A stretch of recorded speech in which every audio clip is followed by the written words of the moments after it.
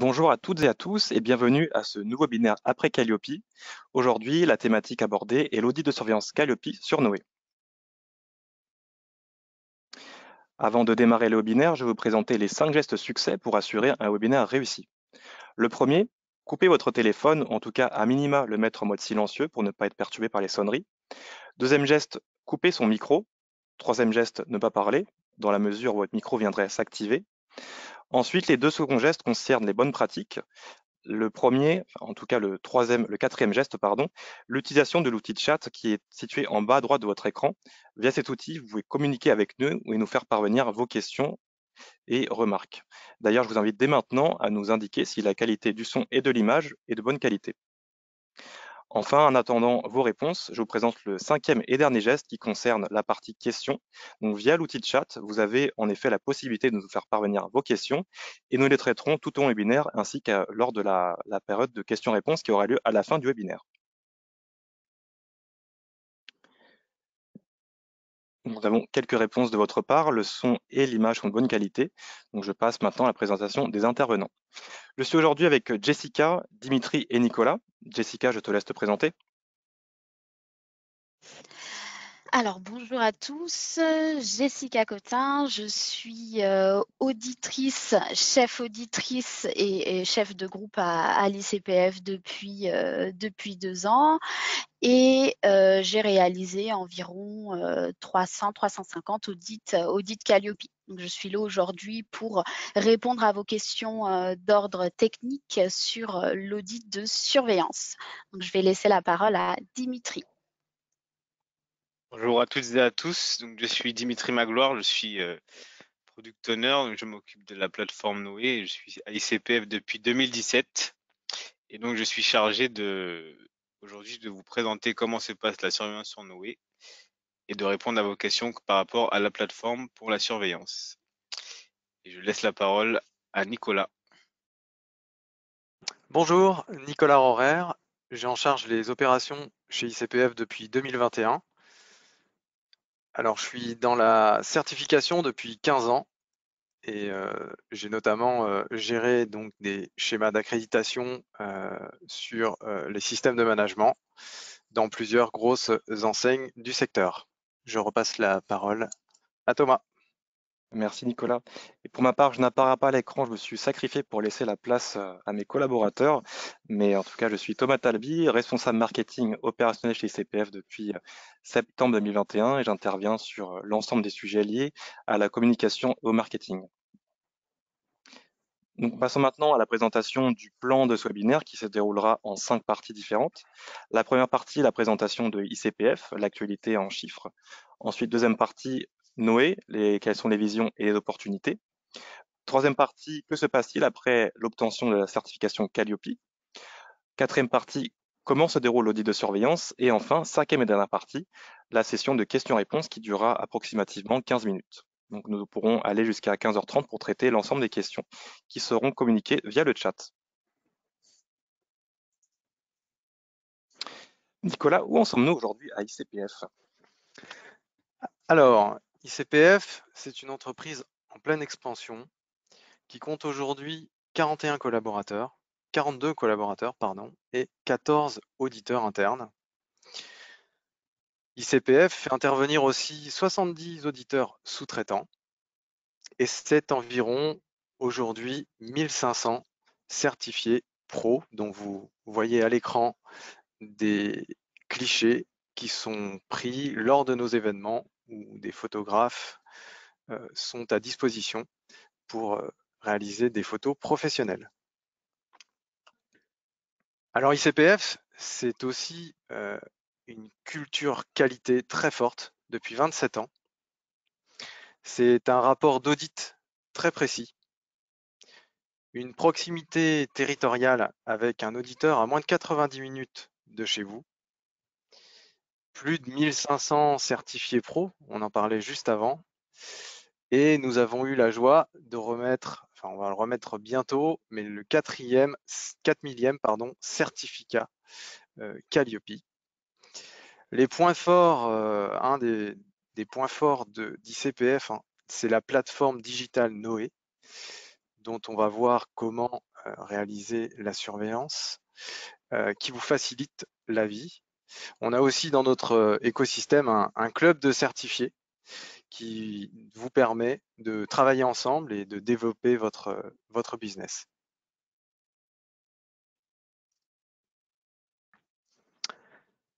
Alors, concernant l'historique, donc ICPF, c'est le leader de la certification des consultants formateurs entrepreneurs depuis 1995, donc il y a 27 ans. Au départ, c'était une association dont le but était de faire reconnaître le professionnalisme des formateurs. Puis 2006-2013, il y a eu une participation à la conception de normes internationales dans le secteur de la formation. C'est François Galidou, notre président, qui y a donc participé. En 2016, la certification ICPF est inscrite sur la liste du CNEFOP et donc en quelque sorte concurrente au Datadoc. En 2018, vous voyez déjà une croissance du chiffre d'affaires annuel. En 2018, ICPF est le troisième acteur de la certification en formation professionnelle et le premier certificateur des formateurs indépendants. Puis en 2020, ICPF obtient l'accréditation COFRAC pour pouvoir certifier les organismes de formation sur le référentiel national qualité et donc la marque Calliope. Et sur cette année 2020, la croissance est fulgurante puisque on atteint les 1 850 000 euros. Une des forces d'ICPF, c'est d'être au service de ses clients en amenant une réponse rapide et précise à chaque demande. Et on a pour cela, donc sur l'année 2020, développé considérablement la plateforme Noé. Ce qui nous mène en 2021 à 3300 certifiés Calliope pour un chiffre d'affaires de 4 300 000, donc une croissance très importante durant ces 27 ans, surtout sur les 4 dernières années, et ceci grâce à vous, grâce à votre confiance. Et on va le voir sur la diapo suivante.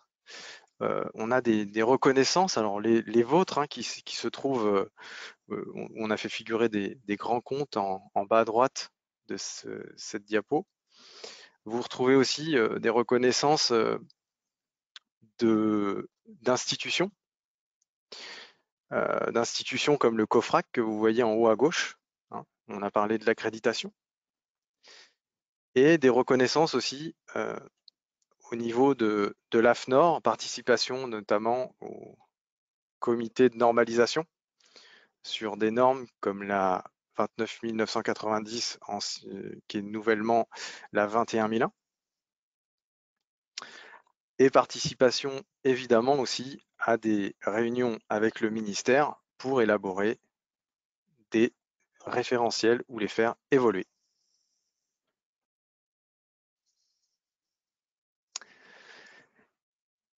Alors à propos de notre plateforme Noé. Noé, c'est votre plateforme dédiée à la certification qualité. Si vous êtes ici avec nous, c'est avant tout parce que vous avez suivi le parcours de certification sur cette plateforme.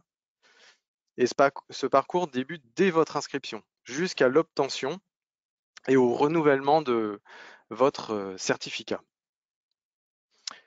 ICPF,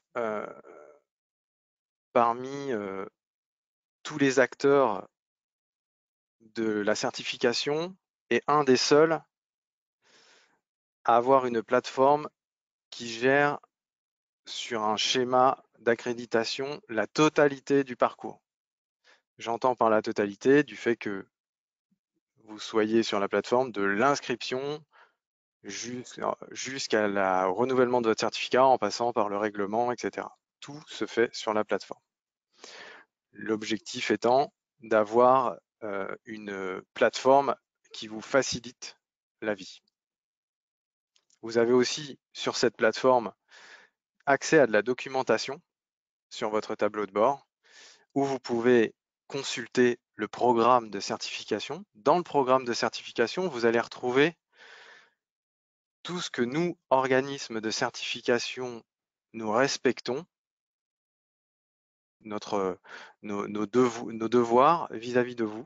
Vous allez les retrouver dans le programme de certification, mais vous allez aussi retrouver le guide de lecture du référentiel, c'est-à-dire les exigences sur lesquelles on vous audite.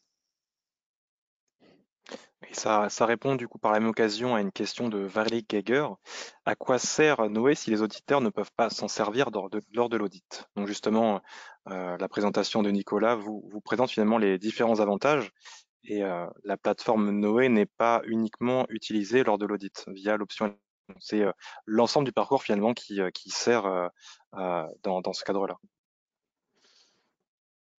Alors oui, effectivement, quand l'auditeur, lui, a accès, il a un module d'accès sur la plateforme, mais l'audit à proprement dit ne se fait jamais sur une plateforme. Enfin, moi, en tout cas, je l'ai pas connu. En revanche, tous les documents peuvent être changés via la plateforme et vous avez accès à vos rapports. Toute la chaîne de décision se fait aussi sur cette plateforme. Alors, la vision de l'évolution de Noé. Aujourd'hui, vous avez des fonctionnalités sur Noé qui concernent la demande, la proposition, jusqu'au suivi et au renouvellement. Demain, vous aurez une version 4 de Noé avec 4 extensions qu'on va détailler juste après et une version 5 sur la gestion des certifications qualité. Alors voilà, donc les 4 extensions dont on vient de parler. La première, c'est Arch. Donc ça, c'est pour les organismes qui vont travailler avec plus de 20 intervenants. Là, ici, on veut proposer un module de référencement des professionnels de la formation. L'idée étant notamment de référencer donc les formateurs, de rapprocher des présences, des listes de présence au contrat pour pouvoir ensuite établir les factures, pour pouvoir ou les bons de commande. C'est un outil qui va être là pour simplifier la vie des écoles. Mzara, donc c'est une plateforme d'élaboration et de diffusion de référentiels en mode wiki. Donc ça va être la gestion des contenus des supports de formation. Ce qui est important, c'est que pourquoi on a voulu développer Mzara, ce qu'il est important, c'est que le même contenu soit diffusé à tous les stagiaires. Voilà. Naame, c'est un outil pour simplifier la vie des formateurs entrepreneurs. On a besoin d'une application qui produit des enregistrements qualité conformes de manière à ce qu'ils puissent en rendre compte lors d'un audit Calliope, par exemple. Donc voilà, Naame pourra générer ces enregistrements qualité. Et Ethan. Donc là, Ethan s'adresse aux certificateurs professionnels qui émettent des titres ou certificats.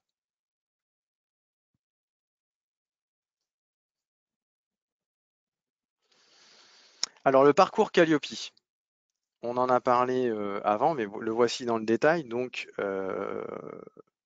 la première étape, on l'a décomposé déjà, ce parcours, vous en voyez 7 devant vous, dont une étape 0. Donc l'étape 0, c'est le moment où vous avez obtenu votre numéro de déclaration d'activité et que vous voulez mener une activité de formation.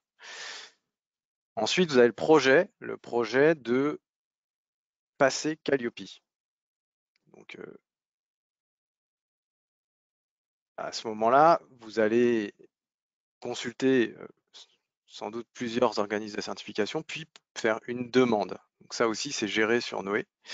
Vous faites votre demande sur Noé. Donc nous, on vous aide à enregistrer finalement tous les paramètres qui vont pouvoir faire qu'on calculera une durée exacte de votre audit qui permettra de vous envoyer une proposition conforme à la réglementation. Ensuite, sur Noé toujours, vous avez la possibilité donc de signer cette proposition, donc de valider la date, les modalités qu'on vous a proposées, et vous avez la possibilité dans contractualisation également de payer directement sur la plateforme. Ensuite, en étape 4, on passe à la préparation. Donc la préparation, là, vous avez nos équipes du planning qui vont vous contacter pour préparer avec vous l'audit de certification et qui vont vous présenter 10 gestes. Ensuite, en étape 5, vous allez réaliser l'audit. Et puis en étape 6, vous allez obtenir la certification. Si à l'issue de l'audit, toutes les non-conformités sont soit levées, soit validées. Alors ensuite, Et ensuite, on a l'étape 7. ah oui, pardon, oui. l'étape 7, Surveillance surveillance, et renouvellement. je l'avais pas vu, c'est la plus grosse en plus. L'étape 7, surveillance et renouvellement, donc surveillance qu'on verra juste après.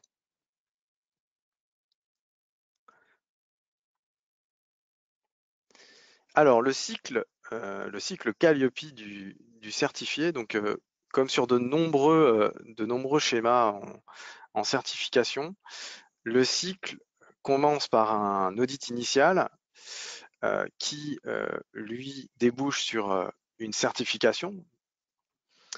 Et ensuite, alors à la date qui figure de début de certification, hein, c'est ça l'année T, hein, c'est la date qui figure sur votre certificat, la date de début.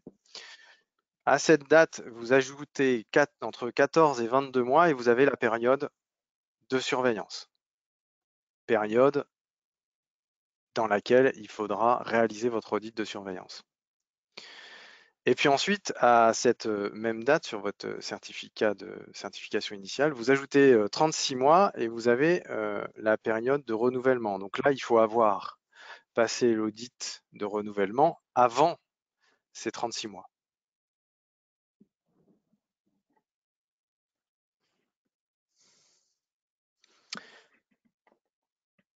Donc la surveillance et le renouvellement, donc c'est la vérification hein, de l'application du référentiel en vigueur, c'est-à-dire que aussi bien sur l'audit de surveillance que sur l'audit de renouvellement, nous allons passer en revue tous les indicateurs qui sont applicables à votre organisme dans le référentiel national qualité. Donc la surveillance, on l'a vu, elle est applicable entre le 14e et le 22e mois si vous avez été certifié à partir du 1er janvier 2021. Si vous avez été certifié avant le 1er janvier 2021, c'est entre le 14e et le 28e mois. Parce que en 2020, il y a eu un arrêté, en 2020, quand on passait l'audit, on avait un délai d'un an supplémentaire. Voilà ce qui explique ce 28 mois entre parenthèses. Donc c'est pour les certifiés avant le 1er janvier 2021. L'audit de surveillance. Si votre audit de certification initiale a été réalisé sur site, il aura lieu à distance ou sur site. Si votre audit de certification initiale a eu lieu à distance, nous ferons forcément l'audit de surveillance sur site. Donc la conformité au référentiel, on en a parlé juste avant. Les actions conduites donc depuis, donc ce qu'il faut évidemment, ce sur quoi nous on va attacher de l'importance, c'est dans la boucle de l'amélioration continue, c'est de vérifier que les points qu'on a émis en sortie de votre audit de certification initiale, les actions sur lesquelles vous vous êtes engagé, vous les avez bien menées entre la date de l'audit de certification initiale et l'audit de surveillance. Alors on attire votre attention sur les non-conformités justement qui ont été identifiées lors de l'audit précédent. Il y a 2 cas de non-conformité, on les rappelle ici. Les non-conformités qui sont majeures et les non-conformités qui sont mineures. Les non-conformités majeures, on les lève lors de l'audit de certification initiale.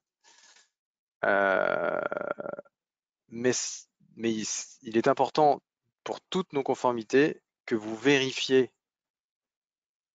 tout au long de la période qui sépare votre audit initial de votre audit de surveillance que les actions sont bien menées. On attire aussi votre attention sur les changements de situation. Donc on le verra tout à l'heure, mais sur Noé, on fait un diagnostic, on vous demande des informations avant de programmer l'audit de surveillance pour anticiper ces changements de situation. Ces changements de situation, dans certains cas, peuvent donner lieu à une augmentation du temps d'audit de surveillance. Par exemple, si votre chiffre d'affaires explose dans les 18 mois qui vous séparent de l'audit de certification initiale.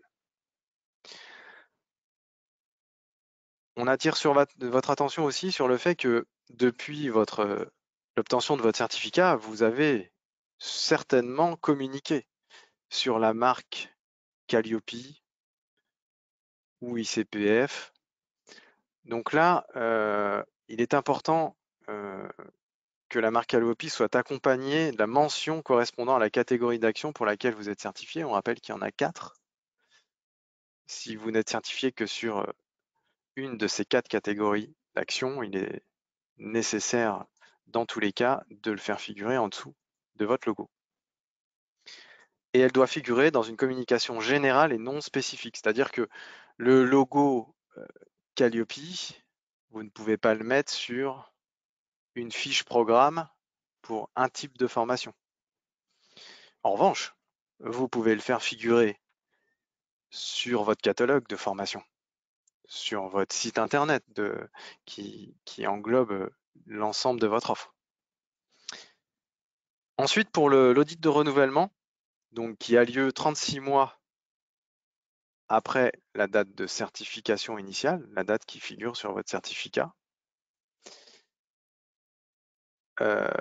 qui a lieu après, j'ai dit, qui a lieu avant, il faut réaliser l'audit avant les 36 mois, et 48 mois pour les personnes qui ont obtenu la certification avant le 1er janvier 2021. Donc là, ce qu'on vous recommande, c'est d'organiser l'audit 4 mois avant cette échéance. Le temps qu'on puisse, s'il y a des non-conformités, que vous puissiez y répondre, qu'on puisse nous valider vos réponses et ensuite passer votre dossier en décision afin que vous ayez un renouvellement à date anniversaire pour ne pas avoir ce qu'on appelle dans le langage des certificateurs une rupture de certificat. Merci Nicolas pour cette présentation sur la partie ICPF et introduction en tout cas sur la partie surveillance que Dimitri va nous présenter par la suite. Pour ma part, j'aimerais revenir sur l'utilisation de la marque Calliope. Donc en effet, vous voyez à l'écran 2 documents très importants, la charte d'usage et la charte graphique que vous retrouverez via l'onglet documents de Noé. Et justement, concernant la lecture de ces documents, vous pouvez très bien vous appuyer sur le service client sur lequel je peux intervenir si jamais vous avez des questions concernant l'usage que vous devez effectuer de la marque. Donc justement, n'hésitez pas, surtout si vous avez des questions sur celle-ci, à passer par le service client. On se fera une joie de vous répondre. Donc voilà, je laisse Dimitri reprendre la parole, enfin prendre la parole en tout cas sur la partie Noé et audit de surveillance. Alors, comment va se passer le parcours de surveillance sur la plateforme Noé? Donc, tout d'abord, au bout de 8 mois de certification, vous allez recevoir sur votre tableau de bord ici Noé, donc sur votre page d'accueil, la notification que vous avez la possibilité de planifier votre audit de surveillance. Donc, comment ça va se matérialiser? En gros, ça va être cet infopanel qui va apparaître avec le bouton planifier votre audit. Une fois que vous cliquez sur ce bouton, vous aurez donc la possibilité d'effectuer votre demande d'audit de surveillance en sélectionnant différents paramètres. Dans un premier temps, vous aurez donc l'analyse de risque à renseigner. Donc, l'analyse de risque consiste à renseigner différents changements qu'il y a eu depuis l'audit initial, s'il y en a eu bien sûr, sur différents points que vous pouvez voir, par exemple, si vous avez modifié votre numéro de déclaration d'activité ou si les adresses de votre organisme ont été modifiées. Donc, tout cela, vous pourrez le renseigner dans l'analyse de risque qui sera par la suite étudiée, notamment lors de la revue de la demande, mais également pour l'audit, afin que l'auditeur puisse effectuer le plan d'audit. Donc, en premier lieu, vous allez donc remplir cette analyse de risque. Une fois tous les champs renseignés, vous allez pouvoir effectuer la demande qui va ressembler à peu près à la demande initiale, mais avec moins d'informations, puisqu'on a déjà la plupart des informations suite à votre audit initial. Donc là, par exemple, si vous modifiez le numéro de déclaration d'activité, vous aurez cette interface qui va apparaître avec le nouveau numéro à renseigner ainsi que le récépissé si le numéro n'est pas reconnu par la plateforme, puisque nous avons une connexion avec la liste du gouvernement qui permet de reconnaître les numéros de déclaration d'activité, comme vous avez pu le constater lorsque vous avez effectué la demande d'audit initial. Donc, lorsque vous aurez une modification, ça va se passer ainsi. Et ensuite, lorsque vous validerez les différents champs, vous pourrez passer à la seconde étape,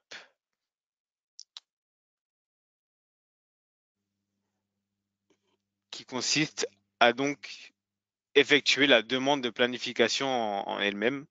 Donc là, si vous avez la possibilité, comme l'a dit Nicolas plus tôt, vous pourrez choisir la position de l'auditeur, donc si c'est à distance ou en présentiel, sachant que si vous avez effectué l'audit initial à distance, l'audit de surveillance sera forcément en présentiel.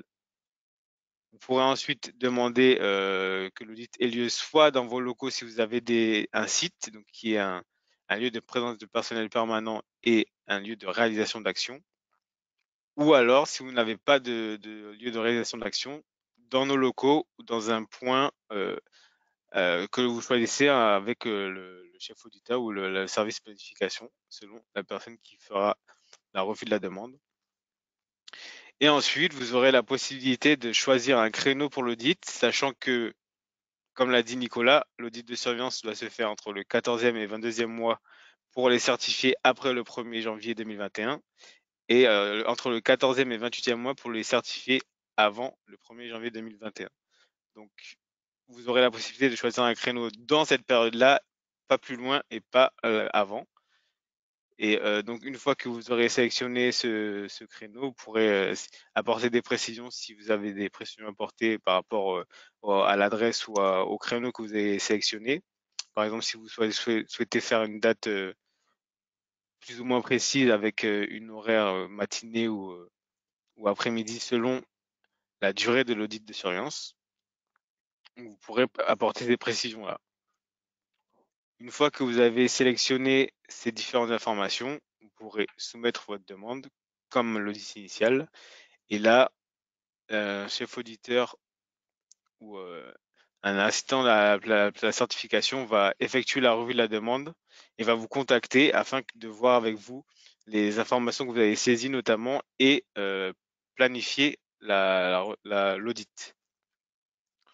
Et une fois que ceci est fait, donc vous recevrez une proposition comme pour l'audit initial, donc sachant que pour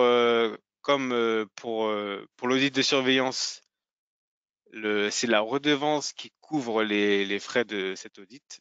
Donc vous n'aurez pas de frais à payer comme pour l'audit initial, donc les coûts d'audit, les frais techniques ou les frais de déplacement. Les frais de déplacement, il peut y en avoir si vous choisissez en présentiel et dans des locaux ou alors dans un endroit choisi avec un commun accord avec le chef auditeur.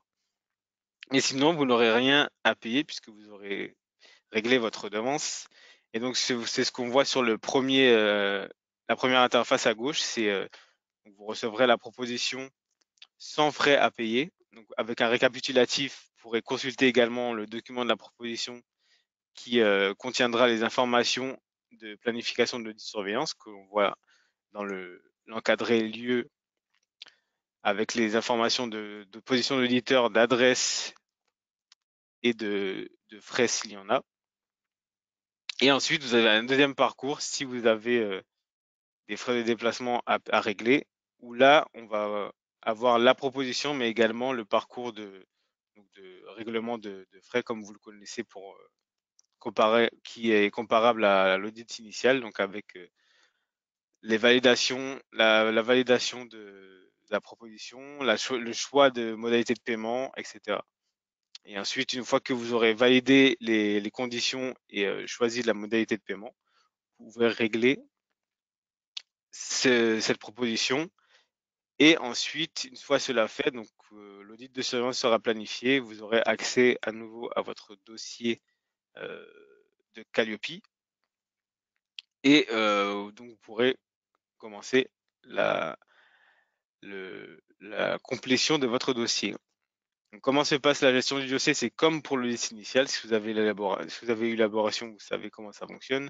Donc, vous aurez le plan qualité avec les différents critères et les indicateurs qui vous concernent selon les catégories que vous avez renseignées.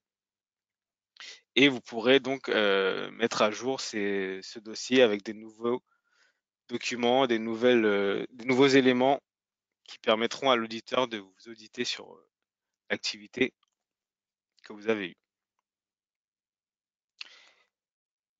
Et j'ajoute également que à partir d'aujourd'hui, vous pourrez recevoir des propositions sans avoir effectué une demande préalable. Donc là, ce sera le service planification qui vous contactera directement et vous pourrez voir ensuite avec le service pour renseigner l'analyse de risque et ensuite recevoir une proposition directement sans que vous ayez à effectuer de demande au préalable. Et je redonne la parole à Nicolas. Vas-y, Nicolas, je te laisse reprendre la parole si tu as quelque chose à ajouter. Non, alors on va faire la conclusion. Oui, la surveillance elle s'effectue dès l'obtention de la certification, c'est-à-dire que vous êtes sous contrôle depuis votre certification initiale, et elle s'inscrit bien entendu dans une démarche d'amélioration continue. Le but étant de planifier vos opérations, de les réaliser, de vérifier que ce que vous avez planifié c'est correctement réalisé, et si ce n'est pas le cas, de l'améliorer.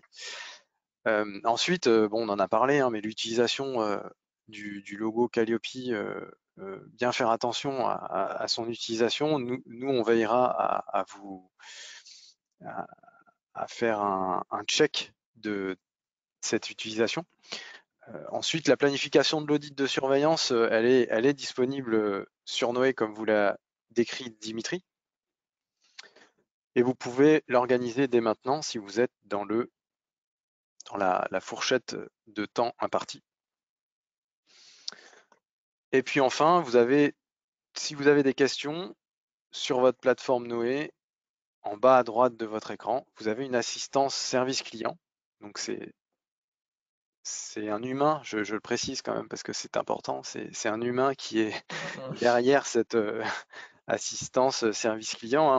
On a même plusieurs personnes, hein, qui consacrent du temps chaque jour à vous répondre, et n'hésitez surtout pas à l'utiliser si vous avez des questions. Oui, donc notre responsable du service client, Louis, n'est pas un robot. Quand il met Louis, c'est vraiment une personne qu'on est derrière. Donc voilà, pour l'explication, on a déjà eu la remarque finalement pendant un événement. Une personne qui était surprise de voir Louis en personne puisqu'elle s'attendait à ce que Louis soit un robot. Mais non, c'est bien une personne. Bon, pour conclure, on va passer à la partie questions-réponses. Quelques informations à vous donner avant de passer à cette étape-là. Donc, on a reçu plusieurs questions tout au long du webinaire concernant les personnes qui ne pouvaient pas assister jusqu'à la fin de la présentation. Donc, je vous rassure, vous recevrez à la fin de ce webinaire un questionnaire qui vous permettra, une fois rempli, de recevoir le lien pour accéder au replay, ainsi qu'au support de présentation. Donc c'est le document qu'on a présenté. Vous pourrez revenir dessus, cliquer sur les liens qui sont renseignés et même agrandir les slides pour avoir plus de liberté sur la lecture du contenu. Donc enfin, vous pourrez également nous contacter via l'adresse qu'il y a sur l'écran ou passer directement par le service client. Donc au niveau des questions, on va les aborder dès maintenant. Une première question de Virginie Mazet. Faut-il renseigner le plan d'audit avant l'audit réel de surveillance? Une question pour Jessica. Alors, vous avez la possibilité effectivement de renseigner le plan d'audit, le plan Calliope sur la plateforme Noé si vous le souhaitez. Cette plateforme va vous aider à vous préparer donc pour votre audit donc de surveillance, mais vous avez également la possibilité de ne pas l'utiliser si vous le souhaitez. Donc là, c'est à vous de voir en fonction de votre organisation laquelle vous convient le mieux pour préparer cet audit de surveillance. Alors, une autre question de Adrien Serre. Les indicateurs audités lors de l'audit de surveillance restent les mêmes que l'audit initial? Point d'interrogation. Alors oui, ça dépend.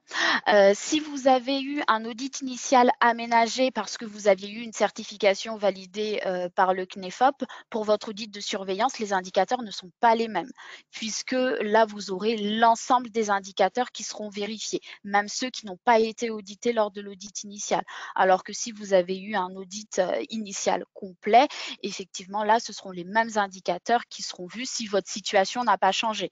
Mais si votre situation a changé, par exemple, à l'audit initial, vous ne faisiez pas de formation enregistrée au RNCP et que maintenant, pour votre audit de surveillance, vous avez mis en place ces formations, d'autres indicateurs seront applicables pour votre audit de surveillance. Donc, il faut partir du principe, lorsque vous préparez votre audit de surveillance, que tous les indicateurs vont être vérifiés pendant la durée de temps impartie. Une question de Stéphanie Junia. L'audit de surveillance se déroule sur combien de jours? Alors, ça va dépendre de plusieurs paramètres, notamment le premier point, c'est que vous avez votre audit, vous avez la durée de votre audit de surveillance déjà notifiée dans votre contrat. Donc, si vous reprenez votre contrat ICPF, vous avez déjà la durée de votre audit de surveillance qui est notifiée. Si vous avez eu un audit initial de base de 1 jour, vous avez de fortes chances d'avoir un audit de surveillance de 0,5 jours. Donc de 3 heures, et demie. Et pendant ces 3 heures et demie, donc on vérifiera donc l'ensemble des indicateurs. Donc là, c'est vraiment en fonction de la situation, de votre organisme, qu'on pourra vous dire la durée de votre audit de surveillance, sachant qu'elle est déjà mentionnée dans votre contrat. Alors, une autre question pour toi, Jessica. C'était question de Stéphanie Bouilly. Bonjour, est-il possible de réunir plusieurs audits de surveillance? Pour un audit initial effectué en février 2021 en tant qu'organisme de formation, puis en juillet en tant que CFA. Alors, la réponse est oui, si c'est le même organisme de formation, bien sûr. Si par exemple vous avez eu votre audit initial, comme vous l'avez dit, donc en Février juillet, 2021. février 2021, merci, et que donc pour la catégorie action de formation, et qu'après vous avez eu en juillet de la même année ou de l'année suivante un audit d'extension, cette fois pour le même organisme et cette fois pour la catégorie donc CFA, votre audit de surveillance portera sur les 2 catégories d'actions. Vous ne pouvez pas faire un audit de surveillance sur une catégorie et un audit de surveillance sur l'autre catégorie. Vous n'aurez qu'un seul et unique audit de surveillance sur les 2. Alors une question pour toi, Nicolas, histoire de faire changer les interlocuteurs. Une question de Mylène Calife. Étant dans les DOM, devons-nous prendre en charge le billet d'avion de l'auditeur dans les frais de déplacement? Alors, on a des auditeurs dans les DOM. Alors, ça dépend de votre localisation exacte. Mais la réponse est non, puisqu'on aura une personne sur place. Alors si vous êtes sur une île en plein milieu du Pacifique, évidemment ça va être compliqué, mais on a des personnes qui sont des auditeurs qui sont qualifiés aussi bien à La Réunion, en Guadeloupe, voilà, on en a dans les Drom. Mm. Oui, en tout cas, si lors de votre audit initial, en tout cas, sauf s'il a été effectué à distance, ce sera les mêmes conditions. Du coup, ce sera un auditeur sous-traitant qui sera envoyé et qui sera déjà localisé pas très loin de votre site. Une question de Frédéric Atlas. Le contrôle entre les deux audits, exemple audit initial et audit de surveillance, se matérialise comment et à quelle fréquence par ICPF? Alors, concernant cette question, ce que je comprends, c'est entre l'audit de surveillance, entre l'audit initial et l'audit de surveillance, quel est le contrôle que ICPF va faire entre ces deux audits. Donc, à savoir que dès que vous êtes certifié, dès que vous avez votre certificat Calliope, vous rentrez dans une phase de surveillance. Donc, ça veut dire que ICPF a l'obligation doit vérifier comment est-ce que vous communiquez sur les marques notamment. Donc ça veut dire que si jamais vous faites partie de cet échantillonnage ou qu'on regarde sur les réseaux sociaux comment est-ce que vous communiquez et que cette communication est non conforme, on peut effectivement vous contacter et vous faire part des écarts qu'on aurait pu constater pendant cette surveillance.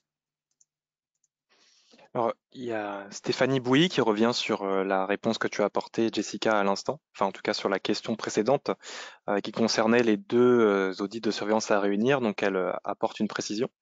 Euh, autre précision, la limite d'audit de surveillance prend-elle en compte la première date de l'audit ou la deuxième date? Alors, la planification de l'audit de surveillance prend en compte la première date, donc celle de votre premier certificat initial. Donc, si vous avez reçu le premier certificat pour action de formation en février ou mars 2021, c'est cette date-là qui sera prise en compte pour calculer la période de réalisation de l'audit de surveillance. Une question de Noc Billy. En cas d'extension d'activité, faut-il faire un audit d'extension avant de programmer l'audit de surveillance?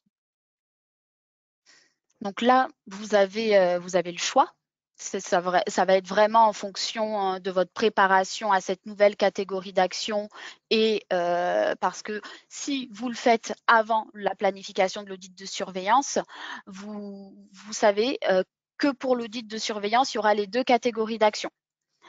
Et si vous le faites donc après la planification de l'audit de surveillance, cette nouvelle catégorie d'action sera vue pour votre audit de renouvellement. Donc là, après, ce sera à vous de décider en fonction de votre organisation interne.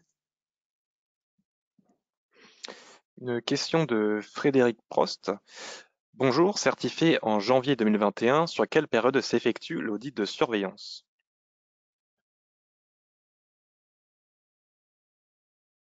Alors là, ça demande de calcul. compétences en calcul. Entre mars 2022 et... Il faudra un calendrier sous les yeux, mais en tout cas, il faudrait reprendre la slide qu'on a présentée sur les dates et apprendre à partir de l'obtention de votre certification Calliope. En tout cas, ça commence en mars 2022. Ça, c'est sûr. Et ça finit 22 mois après. Alors, on va passer à une autre question. Je vous invite à aussi, si vous voyez des questions qui vous semblent pertinentes, de les aborder. On avait une question sur l'extension Naame. Alors, je ne la retrouve plus, mais je l'aborderai dès que je la retrouve. Ah voilà. Donc, une question de Steven Ronceau. Est-ce que Naame est un équivalent de Digiformat? Je te laisse répondre, Dimitri. Alors, non, ça ne sera pas un équivalent de Digiformat, mais ça va répondre à Ça va répondre au problème des consultants formateurs entrepreneurs qui ne n'arrivent pas ou qui ont du mal, en tout cas, à piloter la qualité de leur activité et à gérer les documents, notamment le suivi, l'évaluation, mais qui sera également connecté à la plateforme Noé, puisque ce que l'on veut faire avec ces extensions-là, c'est vraiment une interconnexion entre les solutions que nous avons présentées et la plateforme Noé qui permet de gérer votre certification. Donc, ces deux solutions vont s'imbriquer ensemble et vont permettre d'échanger des informations entre elles, ce qui permettra à vous de faciliter vraiment votre gestion et le pilotage de votre activité. C'est ça, je dirais que c'est ça la plus-value de Naamé. Question de Marie-Pierre Cross. Comment se passe un audit de surveillance à distance pour montrer les documents? Alors, donc pour l'audit de surveillance à distance, donc votre auditeur va vous contacter pour choisir avec vous donc l'outil de visioconférence. Donc par défaut, ICPF utilise Teams, mais si vous êtes à l'aise avec un autre type d'outil, vous pouvez très bien le proposer à l'auditeur et dans ce cas-là, lui envoyer donc un lien de connexion et vous pourrez donc partager votre écran et montrer les éléments de preuve au fur et à mesure. Donc, même si vous avez mis l'ensemble de vos documents sur la plateforme Noé, ce sera à vous de faire la démonstration. Donc, c'est-à-dire de partager votre plateforme Noé et de montrer les documents et de faire comprendre à l'auditeur les différents documents au fur et à mesure des indicateurs. Et je profite à compléter aussi la question concernant la durée pour un audit en janvier 2021. J'ai eu le temps de calculer. Donc, ce sera jusqu'en novembre 2022 où vous aurez la possibilité donc de réaliser l'audit de surveillance. Après, je vous conseille, lorsqu'on vous donne donc, Noé vous donne également donc la période à laquelle vous pouvez réaliser cet audit de surveillance.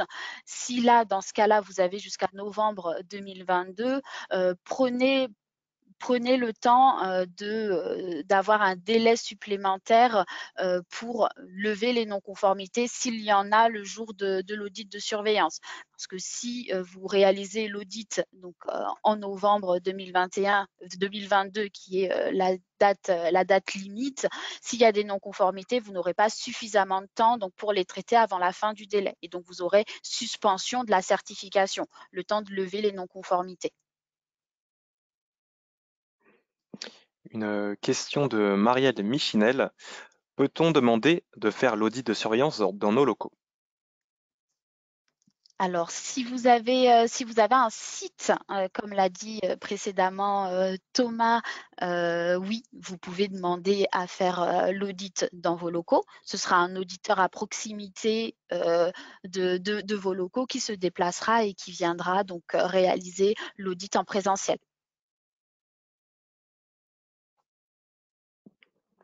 Voilà, une autre question de Juliette Nectou. Noé est-il obligatoire pour l'audit de surveillance? Alors non, Noé n'est pas obligatoire pour l'audit de surveillance. Noé est une option que ICPF vous propose afin de vous préparer et d'optimiser pour vous la démonstration si vous êtes plus à l'aise d'avoir l'ensemble de la documentation réunie à un seul endroit. Si vous êtes plus à l'aise sur votre ordinateur ou sur des documents ou des dossiers propres à vous, vous avez le choix. Une question de Sabine Demelray. Si une erreur, par exemple utilisation de la marque Calliope, a été identifiée après l'audit initial mais corrigée en amont de l'audit de surveillance, que se passe-t-il? Alors, ce que je comprends, c'est que en audit initial ou pendant la surveillance, donc il y a eu une non-conformité qui a été détectée donc sur la marque Calliope, mais qui a été corrigée. Et qu'est-ce qui se passe donc pour l'audit de surveillance? Donc, dans tous les cas, lors de l'audit de surveillance, il y aura une vérification de la conformité sur la communication des marques, à savoir marque ICPF, COFRAC et Calliope. Donc, pendant cette vérification de l'utilisation des marques, l'auditeur va s'assurer que la diffusion, en tout cas, que le respect des différentes chartes est respecté. Donc, si c'est conforme et que l'écart notifié précédemment a été corrigé, vous n'aurez pas d'écart supplémentaire. Mais si d'autres écarts sont notifiés, là, effectivement, il y aura une non-conformité qui sera notifiée pendant l'audit de surveillance avec un délai qui vous sera accordé pour les traiter. Question suivante de Mylène Khalif. La période de surveillance est comprise entre 14 et 22 mois, donc une transition de 8 mois. Qui définit le mois effectif de l'audit de surveillance? Est-ce ICPF ou l'organisme de formation? Alors, je pense pas avoir compris la question. Donc, l'audit de surveillance est comprise entre le 14e et le 22e mois. Oui, une transition de 8 mois. Alors, quand on parlait de transition de 8 mois, c'est-à-dire que sur la plateforme Noé, vous pouvez faire votre demande de planification de l'audit de surveillance 8 mois après avoir reçu votre certificat Calliope. C'est à partir de ce moment-là que Noé vous dit « Ah, vous pouvez déjà planifier votre audit ». Et vous pouvez planifier cet audit dans la période 14-22e mois. Donc, je ne sais pas si j'ai été claire ou alors je vous invite à repréciser votre question. Non, Ouais, je pense que tu as bien. Vas-y, je te laisse parler, Nicolas. ouais, tout à fait, c'était clair, Jessica. Sur Noé, vous pouvez agir sur Noé en fait à partir du 8e mois pour identifier une date, fixer une date qui, elle, sera comprise entre le 14 et le 22e mois de certification. Ouais, donc pour répondre à la question définitivement, c'est bien vous qui choisissez la date et non ICPF qui l'impose, en tout cas selon les disponibilités. Question de Virginie Mazet. Quel est le délai accordé pour traiter les non-conformités? Alors, le délai, ça dépend du type de non-conformité. Donc, les non-conformités majeures, donc c'est 3 mois pour traiter les non-conformités. Si vous êtes donc si vous avez planifié votre audit de surveillance suffisamment avant la fin du délai pour réaliser l'audit de surveillance, vous aurez 3 mois pour traiter les non-conformités majeures. Pour les non-conformités mineures, donc c'est 1 mois pour envoyer un plan d'action. Et pour la non-conformité qui concerne les marques, vous avez 30 jours pour envoyer des preuves de correction. Question suivante de Sandrine Bitoun. Y a-t-il un pré-audit prévu entre l'audit de surveillance comme pour l'audit initial? Et si c'est bien le cas, l'option est-elle payante? Oui, effectivement, Madame Bitoun, vous pouvez prévoir un pré-audit avant votre audit de surveillance. Et oui, l'option est payante de la même manière qu'elle l'a été pour l'audit de certification initiale. Alors, je me permets de rebondir sur le pré-audit. Non, on ne peut pas Ah non? planifier, de pré-audit avant la surveillance, puisque un pré-audit a déjà été réalisé lors de l'initial. Donc, vous n'aurez pas de pré-audit pour vous préparer pour votre audit de surveillance. Mais pour un initial ou pour une extension, vous pouvez effectivement planifier un pré-audit qui est facturé. Effectivement, autant pour moi. Alors, question suivante de Valérie Geiger. Si tous nos documents sont conservés sur Noé, en quoi la présence de l'auditeur chez nous est-elle nécessaire? Alors, ce que je comprends, c'est que vous avez mis donc l'ensemble de la documentation donc sur Noé et que vous demandez pourquoi l'auditeur viendrait donc en présentiel, si j'ai bien compris. Donc là, le décret impose que l'audit initial soit fait donc en présentiel ou à distance. Et que si c'est fait à distance, l'audit de surveillance soit fait donc en présentiel. Donc là, ce n'est pas ICPF qui va vous imposer que l'auditeur se déplace ou inversement. Et donc, comme je l'ai dit également précédemment concernant la plateforme Noé, c'est une option. Vous pouvez l'utiliser comme vous pouvez ne pas l'utiliser. Question suivante de Sabine de Melleray. Avez-vous des organismes à nous recommander qui pourraient nous accompagner dans cette préparation? Nicolas. Alors effectivement, on a des... Oui. Effectivement, pardon, j'avais pas activé mon micro. Effectivement, on a une liste, vous avez d'ailleurs une liste à disposition d'organismes apparentés sur votre espace plateforme Noé. Vous allez la retrouver dans mes documents. Ici sont référencées des personnes qui peuvent vous accompagner pour vous préparer à l'audit de surveillance. Ils sont classés par région et vous pouvez télécharger en PDF cette liste. Donc, Valérie Geiger complète sa question que tu as traitée précédemment, Jessica. Il n'est donc pas nécessaire d'imprimer les documents concernant la disponibilité sur Noé. Alors, c'est pas une obligation d'imprimer les documents. Si vous avez les documents à proximité sur votre ordinateur ou sur la plateforme Noé et que vous avez une connexion Internet aussi suffisamment fluide pour permettre de présenter les documents au fur et à mesure, vous n'avez pas besoin de les imprimer.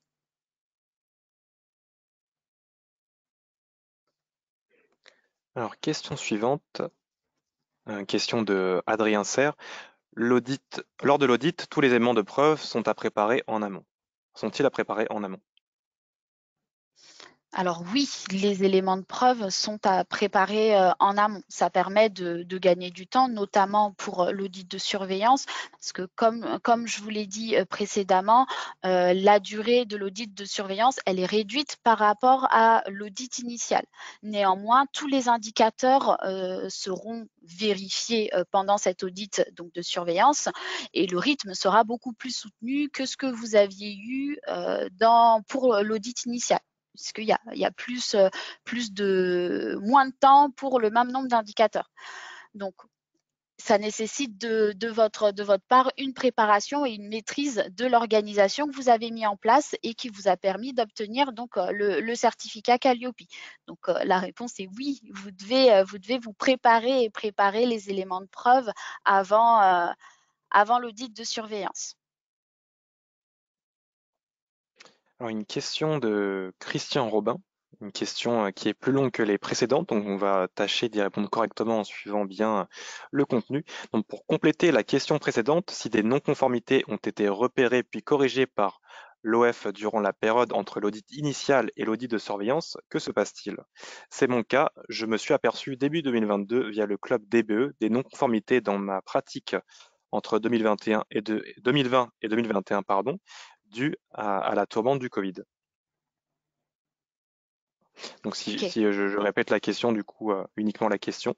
Euh, donc pour compléter la question précédente, si des non-conformités ont été repérées puis corrigées par l'OF durant la période entre l'audit initial et l'audit de surveillance, que se passe-t-il?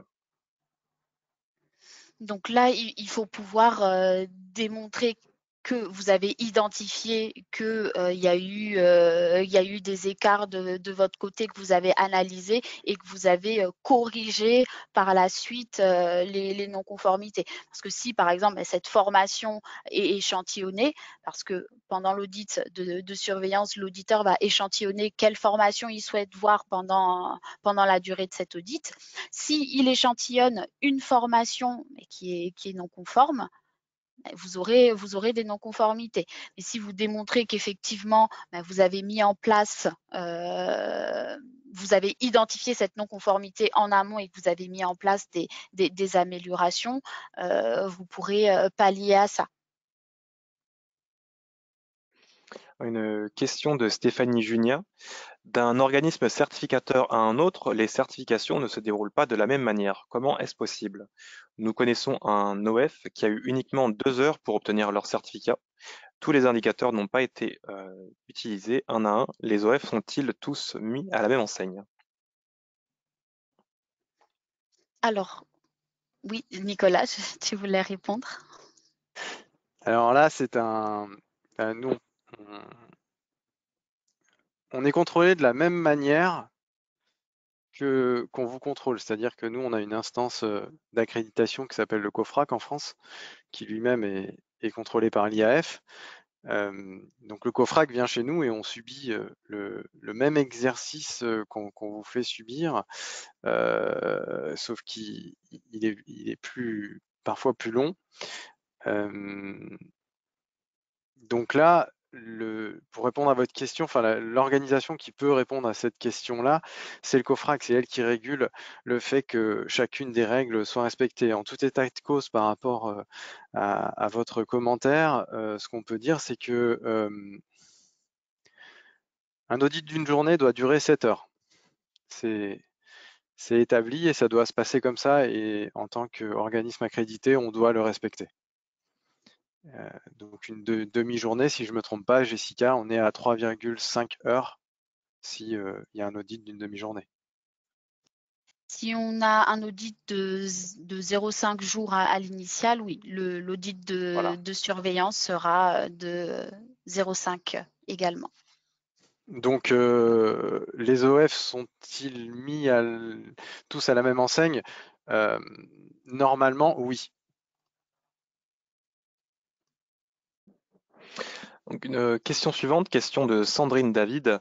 Bonjour, ayant fait mon audit de certification en 2021 en tant que nouvelle entrante, je n'aurais pas exploité tous les modes de prise en charge financière des formations et je suppose que ni réalisé toutes les formations proposées. Cela est-il dérangeant pour l'audit de contrôle, donc l'audit de surveillance? Alors, si dans votre catalogue, vous avez, par exemple, 15 formations et que entre votre audit initial et votre audit de surveillance, vous n'avez pas réalisé les 15 formations, votre auditeur le prendra en compte. Il vous demandera en réunion d'ouverture votre situation, le nombre de formations qui a été réalisé et échantillonnera en fonction des éléments que vous allez lui présenter en réunion d'ouverture.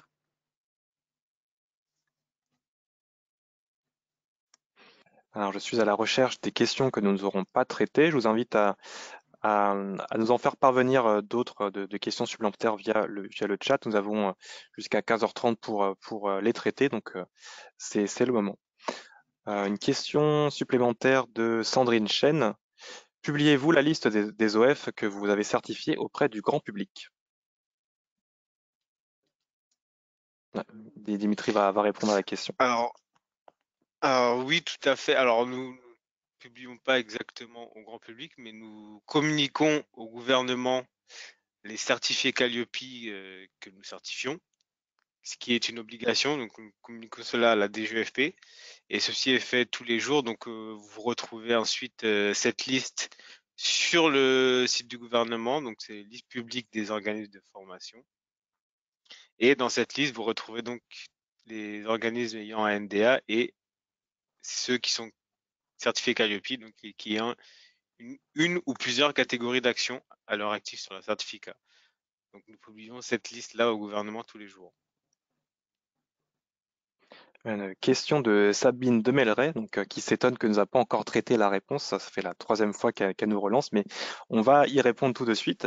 Donc, question concernant les dates de l'audit de surveillance. Je m'étonne de la réponse donnée à celui qui a été certifié en janvier 2021, car on m'a indiqué la dernière limite en décembre 2022, alors qu'elle a été certifiée sur la même période, en septembre 2021, pardon. Alors effectivement, si vous avez été certifié en septembre 2021, la date limite va être juillet 2023, c'est le 22e mois. Alors, je vais reformuler parce j'ai fait une erreur dans la présentation de la question. Donc, il s'agissait de septembre 2020. Donc, je vais reprendre. Concernant les dates d'audit de surveillance, je m'étonne de la réponse donnée à celui qui a été certifié en janvier 2021, car on m'a indiqué dernière limite, alors décembre 2022, alors que mon organisme a été certifié en septembre 2020. Pardon. Ah, septembre 2020, c'est ça? Oui, c'est ça. Donc On va ressortir notre calendrier. Septembre 2020, c'est juillet 2022, la date limite.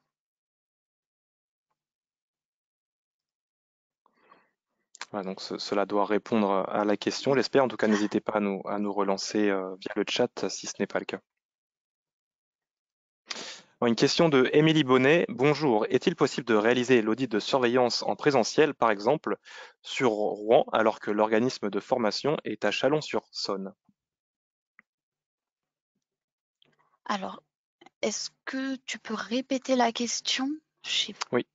Alors, est-il possible de réaliser un audit de surveillance à Rouen si l'organisme de formation est situé à Chalon-sur-Saône?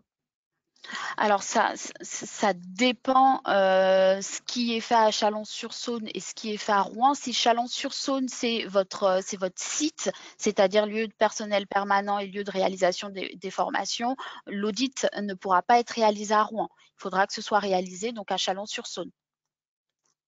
Donc là, après, n'hésitez pas lorsque vous allez planifier votre audit de surveillance et échanger avec celui qui va vous contacter à poser la question et l'analyse sera effectuée. Une question de Marie Barast. Avez-vous un auditeur en Martinique? Et sinon, l'auditeur de Guadeloupe peut-il se déplacer en Martinique? Alors, de mémoire, oui, on a un auditeur en Martinique. Donc, il ou elle, je ne sais plus, pourra se déplacer. Alors, une question de Tony Coco Villoin, pardon. Y a-t-il un projet de rapprocher les organismes certifiés par filière professionnelle? Par exemple, il serait intéressant pour nous, école de cinéma, de connaître les organismes de formation qui sont sur des actions de formation similaires et certifiés par ICPF.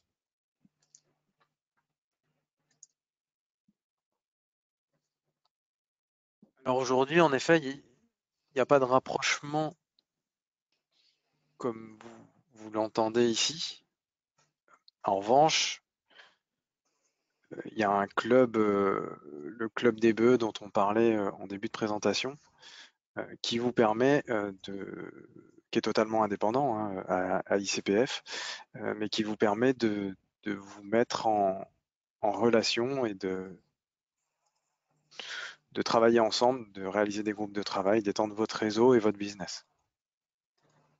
Oui, et même pour aller plus loin dans la réponse qu'apporte Nicolas, ICPF organise tous les 3 mois un événement qui s'appelle ICPF Networking et c'est justement l'occasion de rencontrer d'autres managers d'organismes et pourquoi pas des organismes qui agissent en effet dans le même secteur pour que vous puissiez échanger avec eux. Et c'est l'occasion de partager des bonnes pratiques, voire de générer du business ensemble. Donc le prochain, pour aller plus loin dans la réponse, sera organisé le 28 juin. Et nous travaillons d'ailleurs sur l'organisation en ce moment pour vous proposer ça dès que possible. Pour revenir aux autres questions, question suivante de Marie-Pierre Cross. Sur combien de mois se déroule l'échantillonnage pour l'audit de surveillance? 6 mois comme l'audit initial.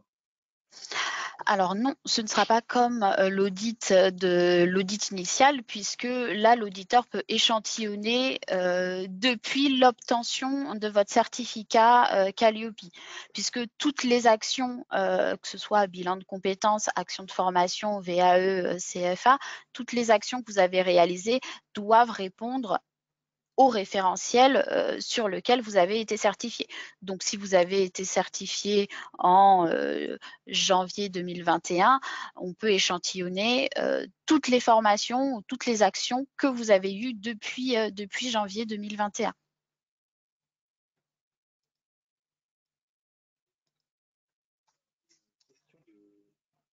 Ah, pardon, j'avais désactivé mon micro.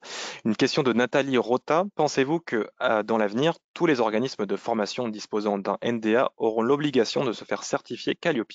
Donc, nous lançons ici un débat donc, sur la question de Nathalie. Alors pour vous répondre, aujourd'hui, les organismes de formation qui possèdent un NDA peuvent obtenir Calliope. Calliope, c'est une certification qui est nécessaire surtout pour que vos stagiaires puissent se faire financer leur formation.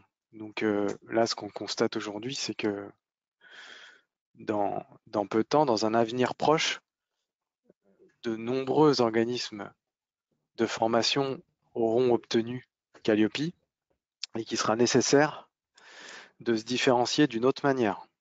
C'est pour ça qu'ICPF propose la certification Pro, qui concerne donc est une certification de personnes qui va certifier la capacité d'un formateur à réaliser des actions de qualité.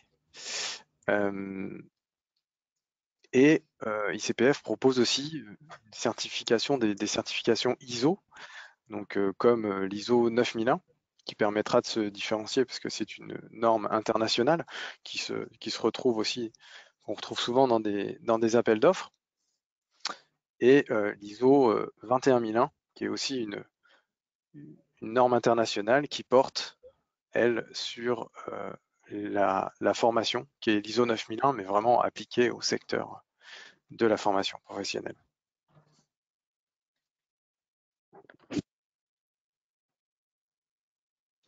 Une question de Nathalie Rota. Je réalise certaines formations avec des professionnels de santé, comme des ergothérapeutes, qui réalisent la formation en prestation sur mon organisme de formation. Ce professionnel de santé doit-il être certifié Calliope ou mon certificat actuel est-il suffisant? Alors, ce que j'ai compris, c'est que il y a une personne qui intervient dans la formation, donc un prestataire, c'est bien ça? Tu me confirmes, Thomas? Je n'ai pas la C'est question sous ouais, les yeux. c'est ce que je comprends en lisant la question. En effet, il y a un professionnel de santé qui intervient au sein de l'organisme, mais qui ne fait pas réellement partie de cet organisme-là.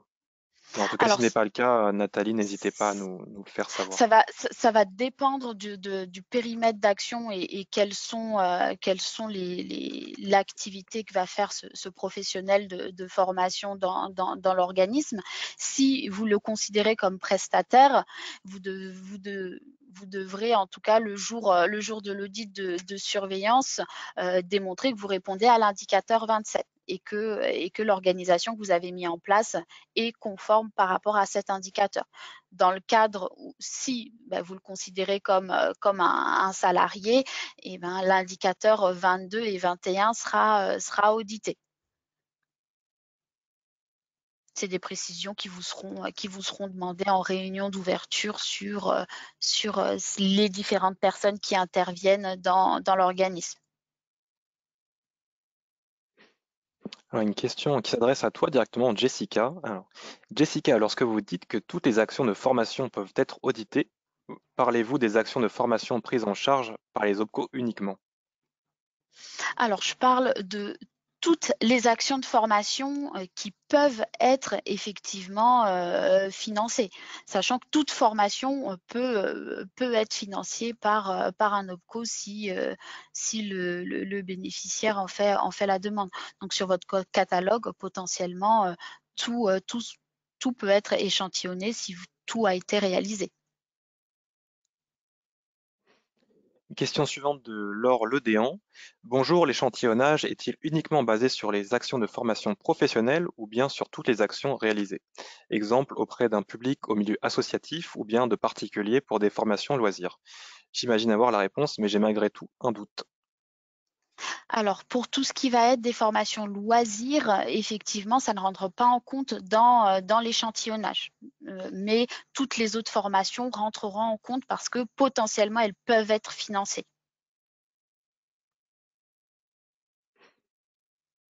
Une question de Stéphanie Bouy, donc qui précise rebondir sur une question qui a été abordée précédemment. Il semblerait qu'un délai était accordé pour tout organisme de formation ayant réalisé un audit avant 2021. L'audit de surveillance était de 14 à 28 mois. Est-ce bien correct? Alors, uniquement ceux qui ont été certifiés avant le 1er janvier 2021 qui ont la possibilité de réaliser leur audit de surveillance entre le 14e et le 28e mois.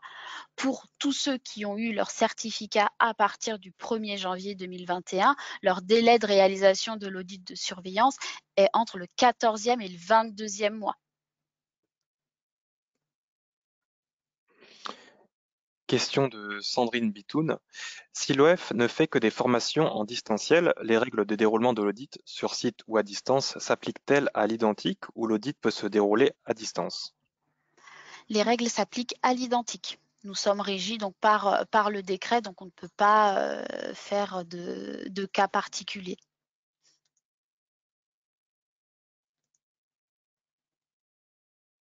Alors, je recherche encore une fois les questions qui n'ont pas été traitées. Une demande de précision de Sabine Demelray. Je ne suis pas sûr d'avoir compris la réponse précédente concernant l'échantillonnage. Concerne-t-il uniquement les formations pour lesquelles il y a eu un financement ou toutes celles qui ont été réalisées? Ouais. Alors, ce sera toutes celles qui ont été réalisées, pas uniquement celles qui ont eu un financement, parce que potentiellement, toutes les formations peuvent être financées, mais dans le cas des formations loisirs, celles-là ne rentrent pas dans le cadre de l'échantillonnage. Une question de Marilyn Pouette, donc qui pourrait également faire débat comme la question qu'on a eue précédemment. Alors, bonjour, je constate aujourd'hui que de plus en plus d'associations et d'organismes proposent des labels en supplément de Calliope avec des tarifs élevés. Pour faire la différence sur le plan concurrentiel dans la mesure où le nettoyage sur EDOF n'a pas été forcément efficient. Donc, à quoi sert Calliope dans ce cas? Nicolas, je te laisse aborder la question. Oui, oui, Calliope. Alors, Calliope, Calliope a été développé à la suite du Datadoc et des certifications CNEFOP qui eux-mêmes ont suivi la réforme de la formation professionnelle de 2015. Maintenant, c'est une première étape, Calliope. Donc, effectivement, un grand nombre d'organismes vont être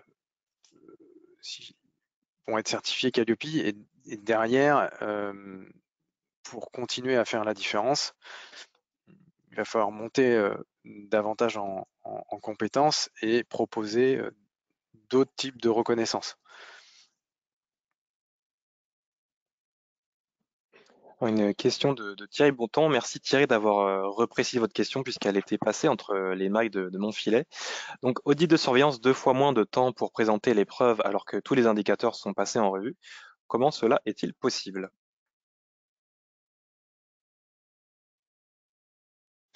Alors, c'est une obligation.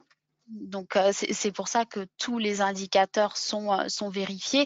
La différence, c'est que comme on a moins de temps que l'audit initial, ce sera pas un audit des indicateurs qui sera réalisé, mais une vérification que l'organisation que vous avez mis à l'audit, que vous avez présenté lors de votre audit initial, vous l'avez maintenue et la formation ou en tout cas l'action ou les 2 actions qui seront échantillonnées pour votre audit de surveillance devront répondre à cette organisation. Et si vous avez changé d'organisation, que la nouvelle organisation répond toujours au niveau attendu des différents indicateurs. Une question de Nathalie Rota qui souhaite avoir des précisions sur ce que vous entendez par formation de loisirs. Alors, les formations loisirs, ce ne sont pas des formations professionnelles. Ce sont des formations que des particuliers notamment vont pouvoir faire et ces formations ne sont pas finançables. Question de Caroline Brunet. Bonjour, nous sommes nouvel entrants dans le domaine de la formation. Nous avons un audit initial prévu prochainement. Est-ce que l'audit initial peut se faire en l'absence du responsable formation de notre société?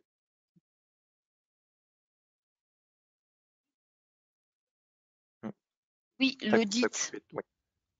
Donc, ce que je comprends, c'est que l'audit est prévu bientôt et la personne qui gère le système ou en tout cas le référent qualité ne sera pas présent lors de l'audit.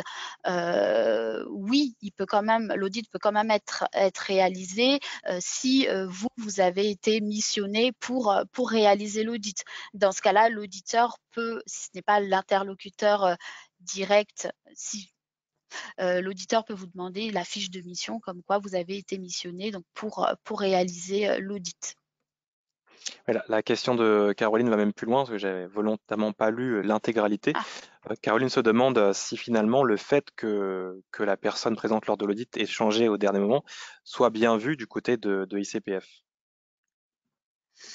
on, Là, c'est votre organisation interne. L'auditeur ne sera pas là pour juger pourquoi il avait rendez-vous avec Madame X et que c'est maintenant Monsieur Y qui se présente à l'audit. Peut-être que pour des raisons personnelles, il y a eu un changement d'organisation, comme de notre côté, parfois il peut y arriver qu'il y ait des changements d'auditeurs pour des raisons indépendamment de notre volonté.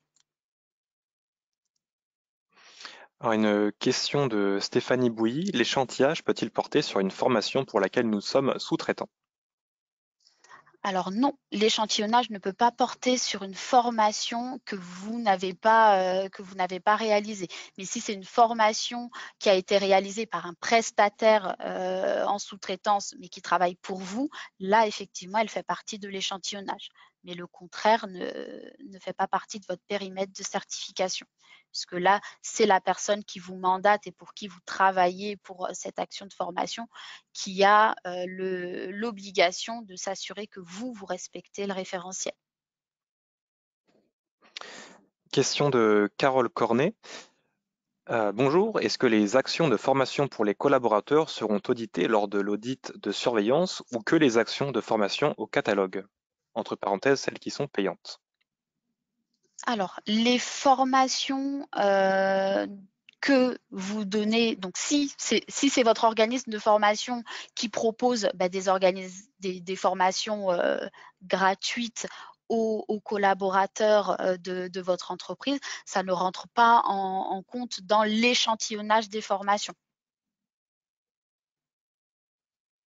On a encore le temps de traiter quelques questions avant la fin du webinaire. Il nous reste environ 8 minutes. Une question de Nathalie Rota.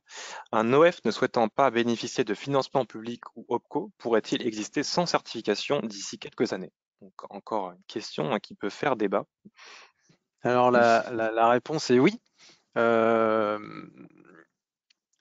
Oui, un organisme de formation qui ne souhaite pas faire bénéficier de financement à ses stagiaires pourra tout à fait exister sans certification d'ici plusieurs années, puisque aujourd'hui le dispositif porte sur ce type vraiment sur les financements. Après, se mettre sous contrôle en respectant le référentiel Calliope qui est finalement sont les exigences de vos clients, donc ne peut qu'être bénéfique. Mais la réponse est oui. Alors il me semble qu'on n'a plus de questions Alors, en réserve. Oui. j'en ai trouvé une, et donc là, elle s'adresse à Nicolas ou Thomas, ça dépend, de Christine Eulin. Je suis inscrite au club des certifiés, mais je ne reçois aucune communication à ce sujet. Comment corriger cela? Alors, il me semble avoir vu cette question. Alors, si vous parlez du club DBE, donc étant donné qu'il n'y a pas de lien entre le club DBE et ICPF, il faudrait plutôt se rapprocher du club DBE pour leur faire la demande. Mais en tout cas, si vous attendez du contenu en provenant de ICPF, vous pouvez solliciter le service client et indiquer votre adresse mail. Et dans ce cas, je vérifierai si vous êtes bien dans la liste des certifiés et auquel cas, il n'y aurait pas de raison pour laquelle vous ne recevrez pas les communications par mail. Oui, Madame Melin, ce que je vais faire, c'est que je vais prendre contact avec vous après le webinaire. Il me semble qu'on est arrivé à terme des questions et ça tombe bien d'ailleurs parce qu'on a des travaux qui viennent de se déclencher juste en bas là, on sent le sol trembler. Donc un bon timing pour ce webinaire. Je vous remercie, je remercie l'ensemble des participants pour leur participation. Ça va de soi. Merci pour les questions que vous avez apportées, qui a fait vivre cet échange finalement. Et je laisse conclure Nicolas, Jessica et Dimitri s'ils souhaitent ajouter quelques mots avant de vous dire au revoir. En conclusion, merci infiniment d'avoir suivi ce webinaire. La surveillance est une étape importante de ce processus de certification. ICPF est un organisme qui se veut aussi bienveillant et aussi bien bienveillant qu'exigeant, et vous donne donc via la plateforme Noé, comme on a pu le voir, une facilité de programmation pour votre audit de surveillance. Donc n'hésitez surtout pas, si vous avez des questions, à utiliser le module chat comme on a pu le voir, hein, qui est en bas à droite de votre espace Noé. Et puis nous vous souhaitons un bon audit de surveillance et à très bientôt. Merci de votre confiance. Merci, au revoir. Au revoir. Au revoir.